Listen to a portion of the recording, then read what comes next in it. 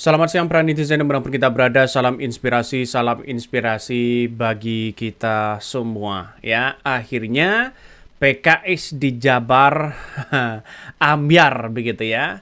Dari lembaga-lembaga survei yang ada, terutama dari survei indikator ya terkait dengan Pilgub di Jabar, menunjukkan Deddy Erwan mendapatkan 77,81% dibandingkan dengan Saihu Ilham 10,98%.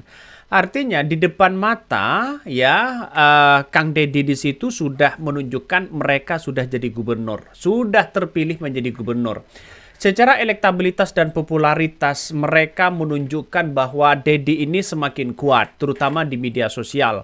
Karena Pak Saihu itu dibandingkan dengan Pak Deddy jauh mereka dari segi politik dari media sosial untuk meraup suara, cara mereka berkampanye, cara mereka untuk bisa menaikkan elektabilitas dirinya jauh begitu kan. Sedangkan Deddy Mulyadi mereka dekat dengan rakyat, memperjuangkan rakyat. Bagaimana kompetisi di situ sudah dipersiapkan jauh-jauh hari begitu dibandingkan dengan Ahmad Saihu. Kita lihat saja, ternyata terbukti bahwa ya Kang Deddy di situ mendapatkan 77,81% dibandingkan dengan ya Saihu 10,98%. Artinya secara logika ya ini secara logika kita lihat saja bahwa di Jabar ini ya secara peta politik Partai Gerindra masih menguasai ya dibandingkan dengan Partai PKS. Padahal sama-sama ya kekuatan dari Partai Gerindra dan PKS di Jabar itu sangat luar biasa. Lumbungnya di situ. Tapi saat Pilpres kemarin kita lihat saja realitasnya. Pilpres nampaknya kiok begitu kan ketika mendukung Anies Baswedan juga. Salah satu yang menjadi indikator kita, kenapa PKS kalau di Jakarta mereka berani menyodorkan wakil, kenapa ya di Jabar tidak menyodorkan wakil? Ya Ahmad Saihu misalnya menyodorkan wakil kepada Deddy, itu selesai begitu urusannya. Artinya apa? Artinya secara tidak langsung bahwa kalkulasi politik dari PKS kurang diperhitungkan. Sedangkan di Pilkada DKI Jakarta mereka dapat wakil ya. Kalau itu pun terpilih.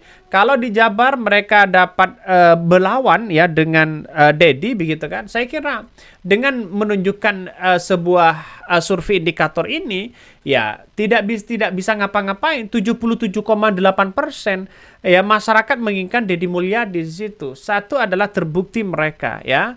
Terus yang kedua adalah dibandingkan dengan Ahmad Saihu ya banyak yang kemudian dampak dari masyarakat DKI Jakarta yang tidak mengusung Anies Baswedan itu dampaknya di berbagai daerah secara nasional.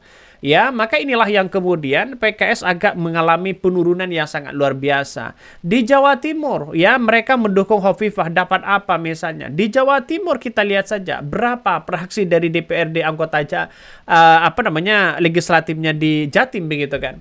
Kita lihat saja masih jauh, apalagi nanti di Jawa Tengah. Saya kira inilah yang kemudian kalau semisalnya ingin kalah begitu, kenapa tidak menyodorkan wakil saja? Ya itu hitungan politik begitu kan ya.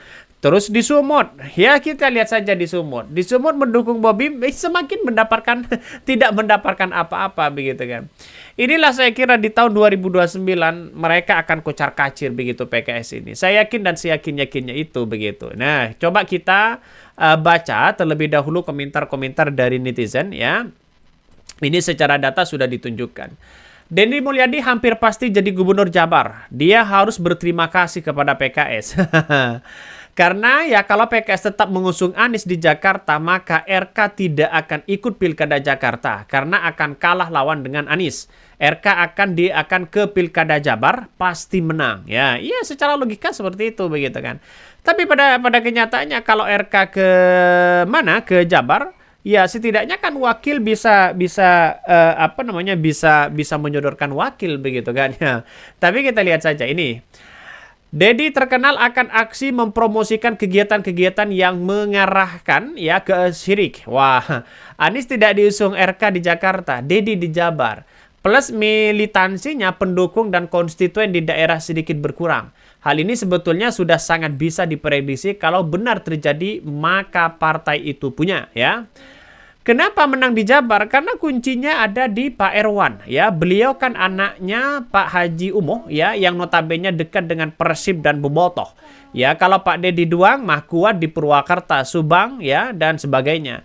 Di luar itu nggak kuat, terbukti pasti pilgub sebelumnya. Tapi tetap kalau saya mencoblos semua aza biar adil. Ini komentar dari netizen ya. Banyak sekali pro dan kontra ya, banyak sekali pro dan kontra di situ begitu.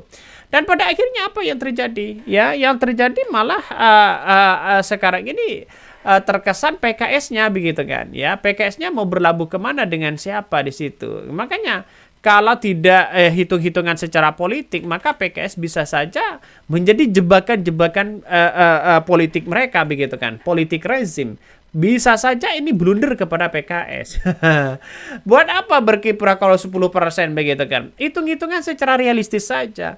Sekarang itu ya tolak ukurnya adalah elektabilitas dan popularitas ya. Kalau elektabilitas dan popularitas anjlok, mending menyerahkan diri aja begitu kan. Ini kesalahan taktik di situ begitu kan. Ketika di Pilkada DKI Jakarta seandainya mereka mengusung Anies Baswedan, saya kira Ridwan Kamil juga ketar-ketir lawan Anies Baswedan. Maka secara nasional orang-orang dan simpatisan Anies Baswedan akan mendukung PKS ya. Salah satunya di situ begitu. Dan ini akan menjadi perdebatan-perdebatan panjang ya. Ya mau bagaimana lagi begitu kan ya. Nah inilah politik begitu. Tapi untuk bisa menang saya kira jauh ya. PKS ini akan jauh untuk menang di situ. Coba kita baca ini. Survei Pilgub Jabar indikator Deddy Erwan 77,81% ya. Saihu Ilham ya mendapatkan 10,98%. Artinya masih jauh. Indikator Politik Indonesia merilis survei elektabilitas elektabilitas pasangan calon pada Pilgub Jakarta Jawa Barat ya, Pilgub Jawa Barat 2024. Pasangan Deddy Mulyadi Erwan Setiawan memiliki elektabilitas paling tinggi dalam survei itu ya. ditambah lagi begitu kan ya, ditambah lagi dengan dengan narasi-narasi bobotoh dan sebagainya begitu kan. Artinya secara tidak langsung ini kan sudah menang di depan mata begitu ya. Bahkan ini survei yang dilakukan periode 2008 sampai September 2024 yang notabene basis 1.200 begitu orang dari seluruh provinsi Jawa Barat. Ya, survei dilakukan dengan metode wawancara tatap muka. Teknik pengambilan sampel dilakukan dengan metode sampel. Ya, tingkat kepercayaannya 95%. Artinya secara tidak langsung ini kan jauh begitu kan ya antara Ilham Habibie ya dengan Erwan begitu kan ya, sedangkan Kang Deddy dengan Ahmad Saihu mereka jauh juga begitu. Artinya apa? Artinya ini menunjukkan bahwa elektabilitas dan popularitas yang kemudian didapatkan oleh oleh Ahmad Saihu PKS maka semakin ambiar begitu kan. 10% dapat apa begitu? Secara hitung-hitungan di Jabar itu kalkulasi dan pemilihnya begitu kan ya, DPT-nya itu banyak sekali begitu kan. Artinya ini ya di tahun 2029 saya kira tidak ada perlawanan-perlawanan lagi begitu kan ya, karena Prabowo sudah pasti mereka 2 periode begitu. Karena kekuatan di daerah ini banyak yang kemudian sekarang ini mendukung Prabowo begitu kan ya, digagas oleh Prabowo. Dah inilah yang kemudian mungkin nampaknya PKS mau bagaimana lagi, mending nggak usah aja begitu kan ya, nggak usah nyerah aja, maksudnya nyerah aja ngapain begitu, toh pada akhirnya itu aja mereka. Coba kita lihat ini ya. Deddy Mulyadi Erwan Setiawan 77,1% ya, Asep Dadang 2,2% ya, beda jauh mereka begitu. Artinya Kang Deddy ini begitu kan merem saja mereka sudah menang begitu kan. Merem saja sudah menang mereka, apalagi ya berkompetisi begitu ya. Oke, begitu yang kami sampaikan ya. Tonton terus channel Hodari Podcast Rakyat ini, jangan lupa di subscribe.